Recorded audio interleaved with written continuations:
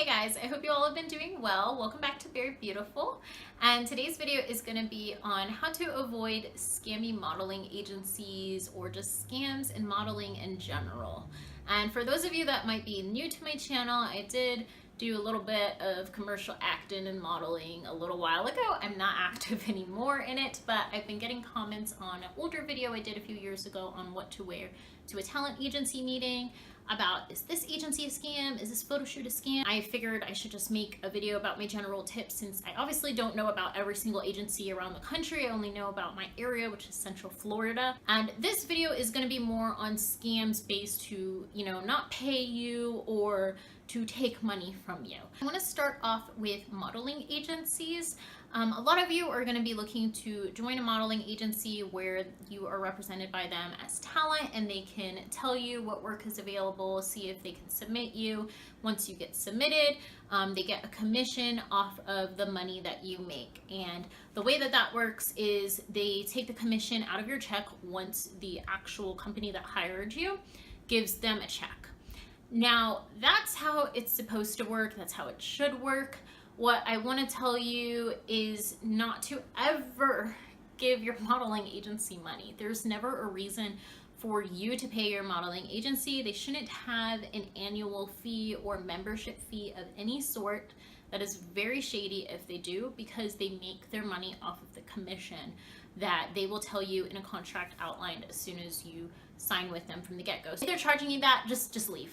Just don't bother with it, because that is scammy in and of itself. If they're not making enough money off of the commission that they're getting from booked work, they're either A, not getting enough booked work, or B, the book work that they're getting isn't enough to pay their bills, which means they're not getting stuff that's high paying or high volume, or C, the work that they are booking is from shady places that either end up not paying or they pay really late. So it's, again, not in time to pay the agency's own bills.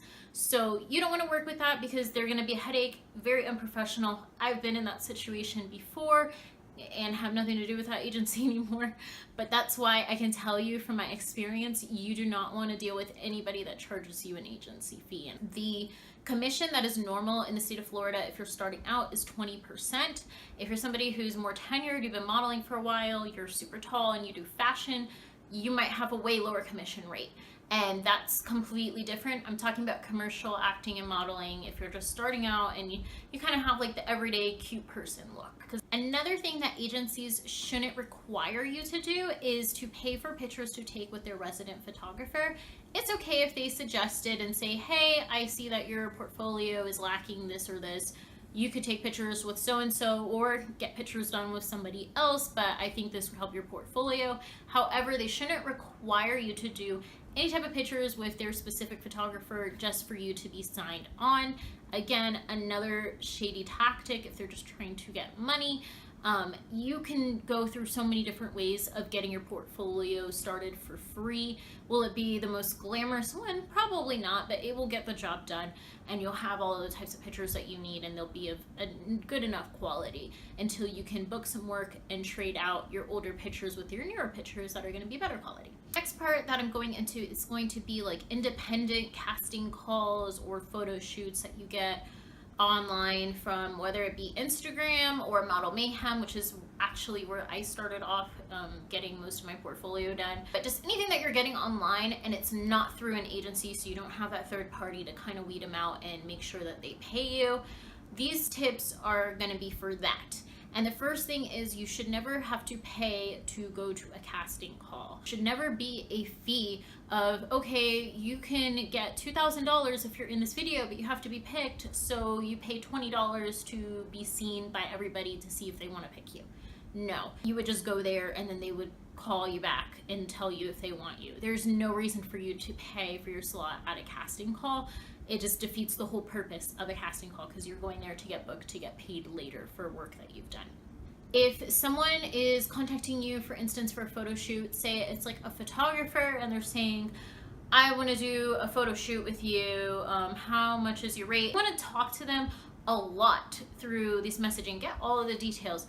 I'm going to be doing this much per hour, and how many hours do you expect this shoot to take? how many looks, what outfits do I need? What is the location? What time is it gonna be, so that I know, where the lighting's coming from? They should be able to answer all of these questions, because anyone who's willing to pay you for a shoot should have an idea and a concept of the shoot. They shouldn't just be throwing their money away and just hoping you get whatever they're thinking of. So those are all questions you want to ask beforehand, to just avoid the whole, I get here and it's some random guy with a camera and he doesn't end up paying me, and now I feel unsafe, and on top of that I just lost my money driving over here and wasting my time today when I could have did something else. Also, ask for the location. If you're going to be meeting them beforehand, it could be in their studio if they have a studio, which I've done with one person who, he happened to be like a director and photographer. They might not have a studio, so they might meet you at a local Starbucks or a hotel lobby or something, just some type of public place.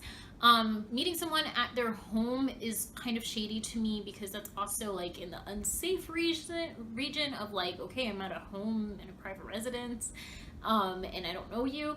But it's also just kind of shady in the sense of like, how often do they do this, where like, are they really that professional where they're gonna be paying me? If they're always meeting people at their house, they should be concerned of having people at their house if they're really, doing shoots this often. So just think of those things when you're contacting them and how they answer to these type of questions. Also, the last thing I want to say is not to give out too much personal identifiable information, and especially don't give out your social security. There is no reason for someone on Instagram to know your social security number, because most of these shoots you're going to do, you're going to get paid cash, and you should always say to them, I need to be paid in cash, because you don't want to take a check from someone who's just random that you don't know. It doesn't matter if they seem like the nicest person ever, that check might not go through. So always verify what the payment is gonna be beforehand, so that you know that you're gonna be getting paid cash, that you can go deposit in the bank that day. Sometimes people will say, okay, this is a casting agency that we're making through Instagram. This happened to me. It was one called paidcastings.com, where they actually asked me for my email address and my phone number, and I just gave it to them back in the day, because I saw someone else on their site that was supposed to be getting bookings from there, but I never got one booking. All of those emails and texts were about, hey, we have this VIP party in Vegas if you want to come. You could also if you need to book a limo, we have a discount for you, or you can come to this party and drink champagne for free. And that's not modeling work. That's not the premise of why I gave out my information. So it was like they just wanted to build an email list of girls that were actually doing modeling at the time. And of course I was just gullible, gave it to them, and every time I pressed unsubscribe, it's like I was still getting emails, or they changed the email address, changed the phone number, and I keep blocking them. So that's one of the things that I would say, is to protect your phone number, protect your email address, use an email address you don't mind getting spammed, because it's very likely to happen. They shouldn't really be asking for your phone number unless it's like the day of the shoot and you're emailing and they can't find you or something like that. But for the most part, I don't really give out my phone number. I just keep my data on and they can send me emails.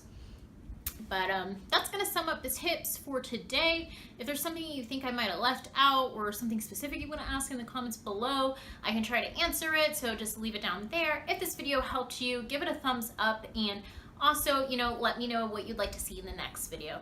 I hope you guys are having an awesome week. It is Wednesday, so we're over the hump now, and we can see the weekend in the far distance, but it's visible. So, I hope your week goes well and that you have a great night. Bye.